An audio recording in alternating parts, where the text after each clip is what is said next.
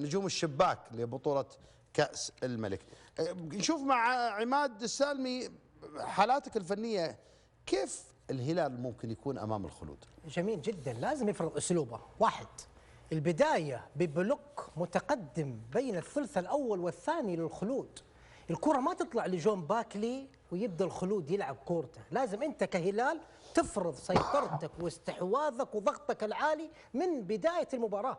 لازم تبين الخلود أنه أنت الهلال، انك انت قادر على انك تسجل اهداف مبكره، وتستغل حاله الربكه اللي حيكون عليها الخلود على الاقل في اول ربع ساعه. اجبار باكلي الخلود للعوده للخلف، هذا اللاعب نركز عليه كثير. هذا اللاعب متى ما راح للثلث الاخير واشتغل مع العليوي وهتان خطير، لاعب جريء، قرار، تسديد، يشكل لك مشاكل في الكرة الصفراء مع النفس، مع محمد كنو، مع سفيتش، لاعب مميز صاحب مهارة، خليه يستقبل اللعب لا تخليه يصعد عليك. استغلال النفس في تنفيذ الكرات الثابتة نقطة مهمة جدا. ليه؟ في الكرات المتحركة هم مميزين، ترى قلوب الدفاع شاكيل، ادجاراس، جيومبر كويسين، لكن في الكرات الثابتة ليش الهلال قوي؟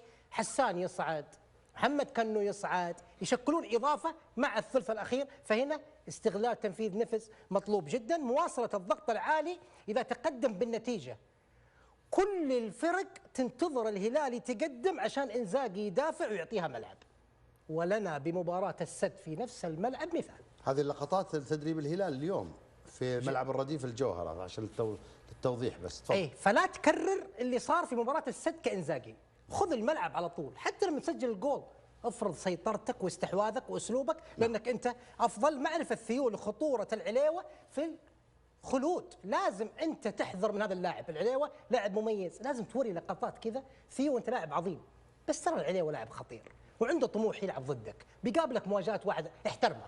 ثيو لاعب عظيم بس لازم يحترم عبد العزيز العليوي في مباراه صعبه جدا، ممكن تفصيله ياخذك فيها ياخذ منك بطوله. اخيرا عدم اعطاء المبادره للخلود، لانه اللي يتابع دوري يعرف الخلود شكله حلو لما ياخذ الملعب ويلعب كوره، لكن شكله تشوف فوضوي لما يستقبل اللعب.